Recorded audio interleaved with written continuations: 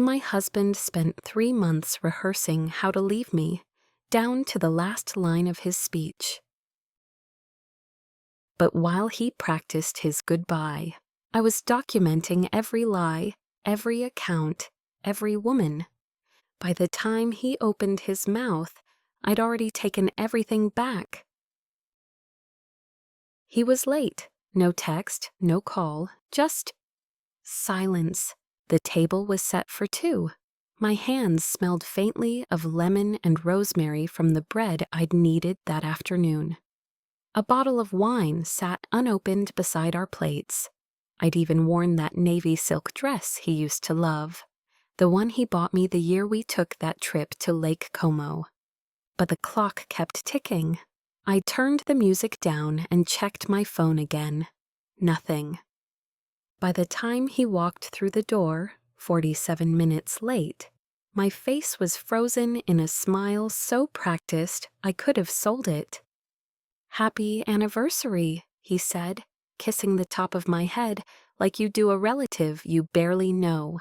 He didn't ask about the food. He didn't comment on my dress. He just sat down like it was any other Wednesday night. I watched him, every movement, every silence, the way he avoided my eyes, the way he chewed slowly, like each bite was buying him time. That's when I heard it, barely a whisper under his breath. "This isn't your fault. It's just what I need." He was rehearsing right in front of me on our anniversary. That was the exact moment I knew. My name is Elise Moreau. I'm 42, wife, mother, architect, not perfect, but loyal to a fault. For 18 years, I'd believed in our story, our family. I'd helped build his company from a folding table in our garage into a 7-figure operation. I kept the books, I raised our daughter. I never asked for more than we could afford. But over the last 6 months, I started noticing shadows. Locked phone screens, late meetings, forgotten dinners. At first, I told myself I was imagining it, that maybe I was just tired.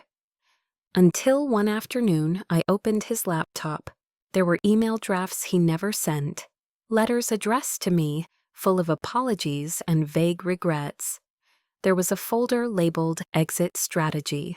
Inside, financial statements, legal templates, a breakdown of our assets, a note about offshore transfer timing. Then I found the revised will. My name was no longer listed, not even as an emergency contact.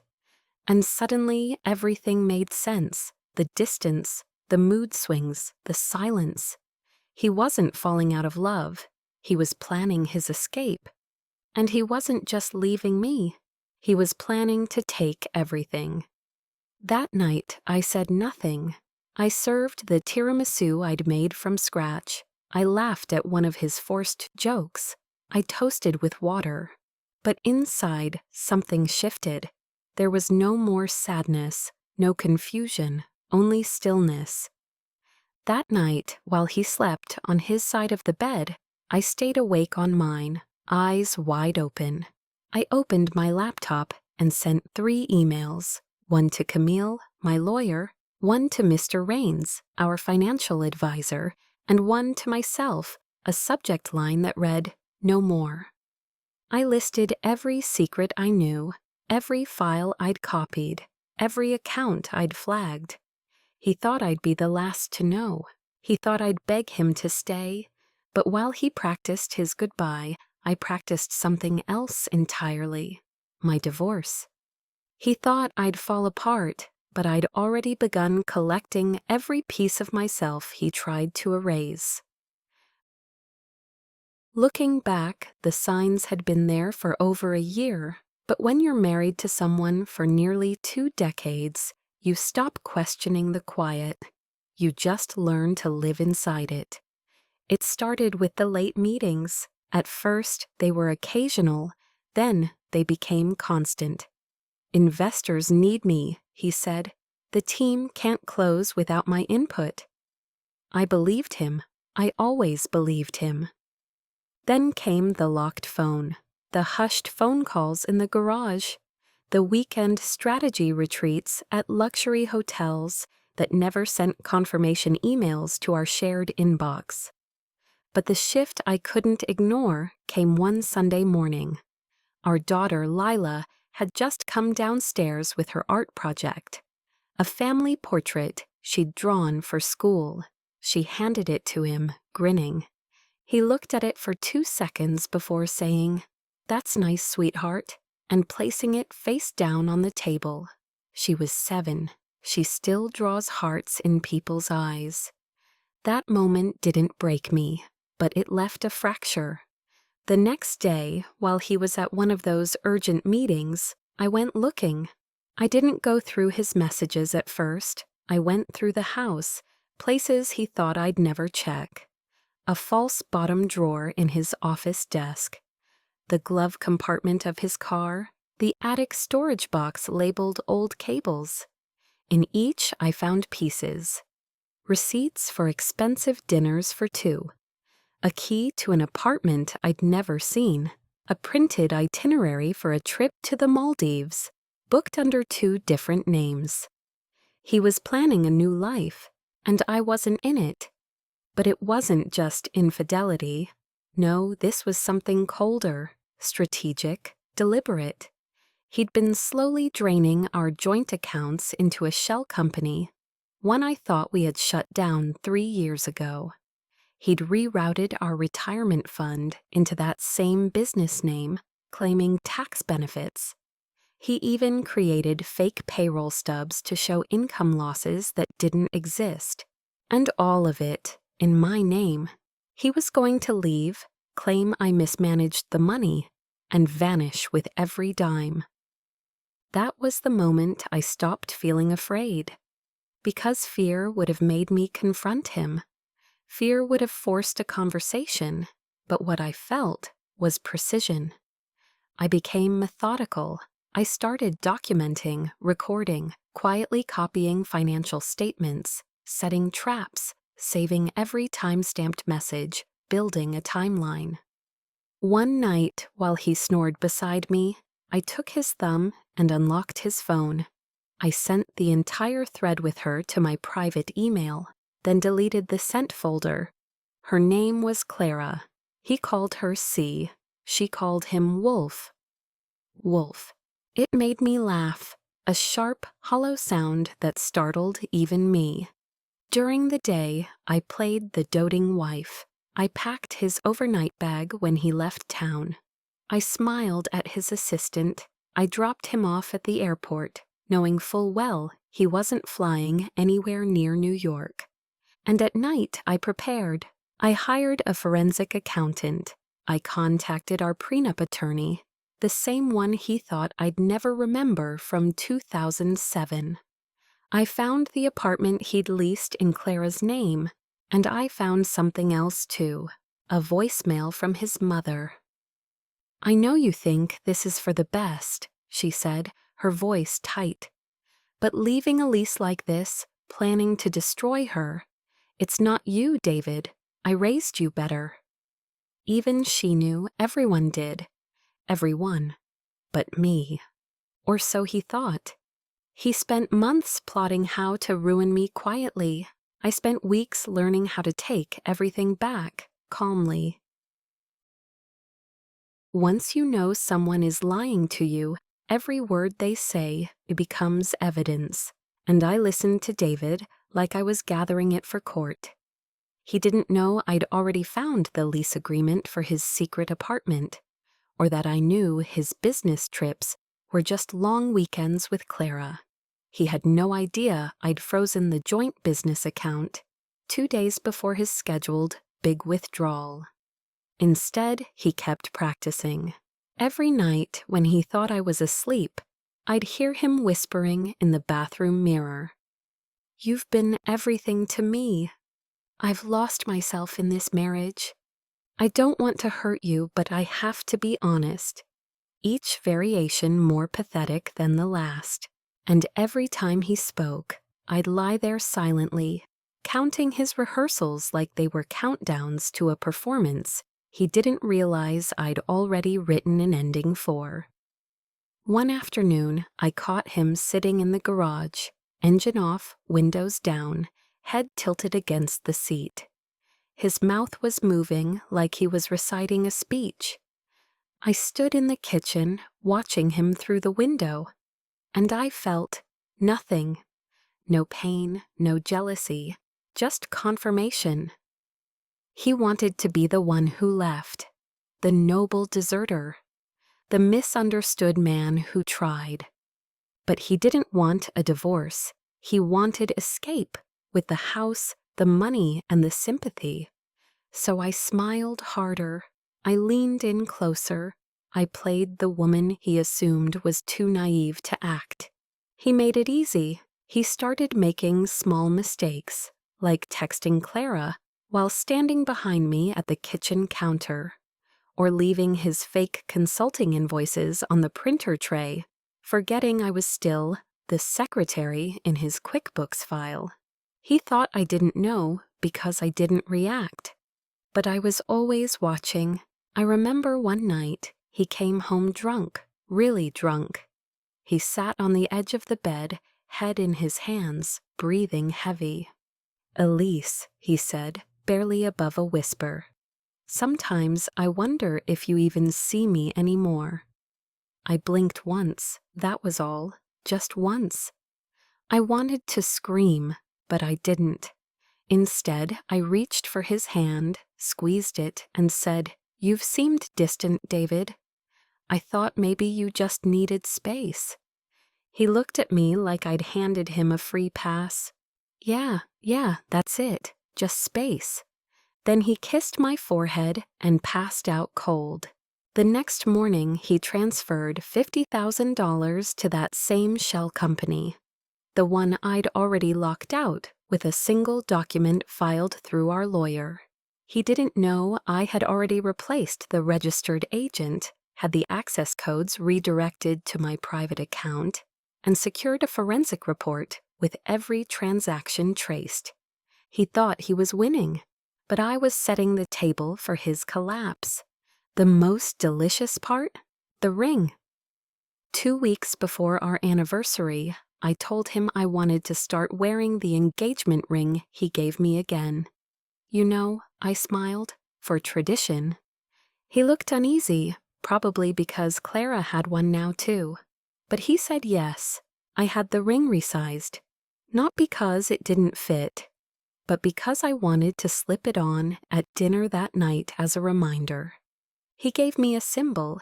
I turned it into strategy. Because by then I knew everything.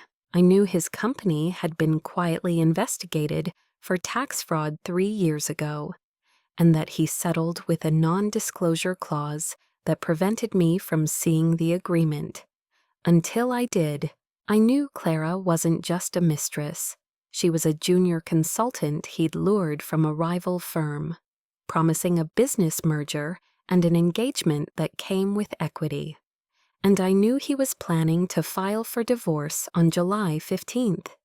He even named the calendar invite exit. What he didn't know was that on July 14th, I'd be handing him the same papers. Already signed, already filed, with every financial clawback set into motion. He thought he was weeks ahead, but I was hours from flipping the switch. While he rehearsed leaving me, I rehearsed something else, how to make him disappear, one silent move at a time.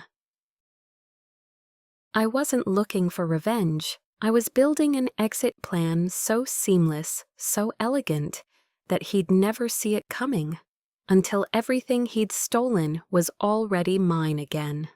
The first step was invisibility. I made myself smaller in his world, so he could grow more confident in his deception. I let him think I'd become dull, predictable, grateful. I began journaling under the title Exit Light, a nod to the lullaby I used to hum to Lila at night. The same lullaby David used to say calmed his nerves.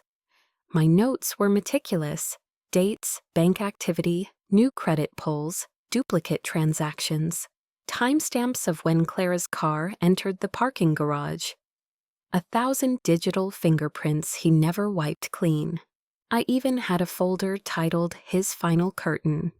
Inside, copies of his secret lease, audio recordings of his mirror monologues, screenshots of his fake business expenses, and an affidavit from one of his junior employees confirming Clara was hired with a side deal and a promise of ownership. I never raised my voice. I never confronted him. I simply built the firewood, quietly, carefully, then waited for him to strike the match. I scheduled one-on-one meetings with our accountant under the pretense of updating our estate plan. I requested a separate login. I filed a temporary business injunction under my name, citing irregular withdrawals pending legal inquiry. He never even noticed. The notice went to his junk folder. I began funneling money into a trust for Lila, disguised as education planning. It was airtight, irrevocable. He couldn't touch it without both our signatures, and I wasn't signing a thing. Then I filed for exclusive financial control through a temporary protective petition, citing marital fraud. It was approved in 48 hours. Every dollar he tried to move, after that, triggered a freeze. The man who once told me, "Money is just math," had no idea that math was already working against him. But perhaps the most satisfying moment was the morning I met Clara. She didn't recognize me. We were in line at the cafe near his office. She ordered an almond milk latte with honey. I ordered the same. When she dropped her phone, I picked it up for her. Her lock screen was a photo of David in Italy, a trip I'd never taken. She smiled. I smiled back. We looked like two women with nothing in common. But when she turned away, I dropped a small envelope into her tote bag, labeled "For Clara." Inside were copies of David's messages to two other women, and a printout of a corporate document, the real one, showing that the equity he'd promised her didn't exist. A week later, she quit the company. 2 days after that, her name was scrubbed from the lease, but David still thought he had time. That's the thing about arrogant men. They mistake a woman's silence for forgiveness. Or worse, fear. He didn't know that I'd already hired a new firm to value our marital estate, that I'd frozen the shell company using my right as 49% owner, a title he thought I'd forgotten from a decade ago. He didn't know I'd bought a small condo 2 neighborhoods over in cash, listed under my maiden name, using funds I'd pulled legally from a private equity return he never bothered to trace. That space became my sanctuary, my strategy room, my future. I painted it white, clean, open, like breathing fresh air for the first time in years. On the wall, I pinned a calendar, one date circled in red, July 14th. That's when it would all unravel. He thought the ending was his to deliver, but I was already living in the beginning of my next chapter. July 14th began like any other day. He left early, claimed he had a stakeholder meeting that couldn't wait. I smiled from the door, kissed his cheek, and waved goodbye. By noon, I had signed the final divorce documents. By 3 p.m., the court clerk stamped the financial injunction. By 5 p.m., the forensic accountant filed his full report with my signature and supporting evidence. And at exactly 7:03 p.m., I lit the candles. The anniversary dinner was my idea, a redo, I called it, something just for us after all the stress of work and family. He walked in exactly on time, for once, freshly shaved, dress shirt ironed, a small velvet box in his pocket I pretended not to see. He smiled across the table and said, "You look beautiful." I nodded. So do you. We ate in near silence. He made nervous conversation, glanced at his watch twice, checked his phone once. Then, as I set down my fork, he cleared his throat. Elise, he began, voice trembling slightly. There's something I've been meaning to talk to you about. I tilted my head. Of course. He reached into his pocket and pulled out the box. But it wasn't a ring, it was a gold bracelet, thin, dainty, the kind Clara wore. I thought maybe this could be a fresh start, he said. It was his final pivot, the last desperate act of a man who knew the walls were shifting but didn't know from where. I touched the bracelet lightly, then looked him in the eyes and said, "That's sweet," and placed a thick manila envelope between us. He blinked. "What's this?" "My goodbye speech," I said. He opened it. Inside, divorce papers, signed and notarized. The forensic report detailing financial fraud. Court filings for asset protection. A formal complaint to the board of his company. And a personal note from Clara, handwritten and dated. He didn't speak for a full 30 seconds. When he did, his voice cracked. "What is this?" "It's my piece," I said. "You've been preparing to leave me, David. I've just decided to leave first, with everything you didn't realize I still owned." He stood. "You can't do this. You can't." "I already did." His hands shook. "Elise, think about Lila." "I have. That's why she'll live in the house. The court agreed I keep primary custody. You'll get every other weekend. The offshore transfer you attempted, already reversed. The equity you promised Clara, non-existent. She's submitted her own complaint to HR. I believe they're holding your severance pending investigation." He sank back into the chair, silent now. "I wasn't angry, David, not at first," I said calmly. "But then I saw how detailed your exit was, how surgically you tried to erase me, and I realized this wasn't just betrayal, it was strategy. I never meant to hurt you." "No," I said, "you meant to defeat me." He stared at the bracelet in his hand, the last symbol of a plan that had just died in front of him. "You win," he whispered. "This isn't about winning," I said, standing. "It's about remembering who you married." Then I walked out, not in anger, not in tears, but in absolute, terrifying silence. Lila's laugh echoed from the balcony as I filled the kitchen with fresh tulips. The space was light. Open, white walls, no shadows. I poured a glass of wine and stepped outside, watching my daughter blow bubbles into the warm evening air. A voiceover played in my mind. His voice, from the mirror. "This isn't your fault, it's just what I need." But this time I replied, "It may not have been my fault, but what I needed was to never let you finish that sentence."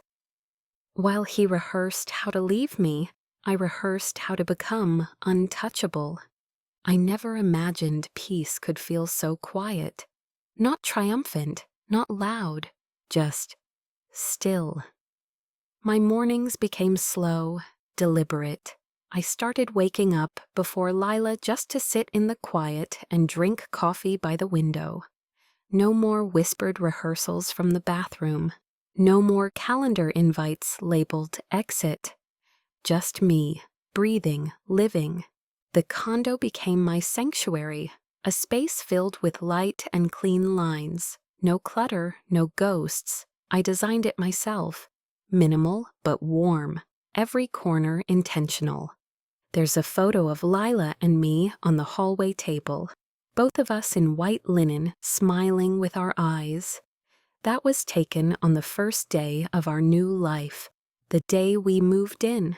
I didn't tell anyone the full story, not even my sister, not because I was ashamed, but because some victories don't require a stage. David signed the settlement without protest. The board moved him into an advisory role, which is corporate speak for "we'll pay you to disappear." Clara relocated, quietly. I heard she started a new job, something in interior design. I never spoke to her again. The business was restructured, the tax audits were settled. My financial share was locked under a new legal trust, this time in my name alone. But the biggest shift wasn't the money. It was how I felt walking into a room without flinching. I stopped apologizing for taking up space. I stopped shrinking around people who confused silence with permission. I started laughing again, the kind that hurts your ribs and makes your eyes close. The kind I hadn't felt in years. One afternoon, I watched Lila stand in front of her bedroom mirror, practicing a speech for class. She was tall, steady, proud, just like her mother. She looked at me and said, "You always know what to say." I smiled. Not always, but I always know when not to say anything. Because sometimes the strongest moves are made in silence. And sometimes the loudest goodbye is the one you never let them give.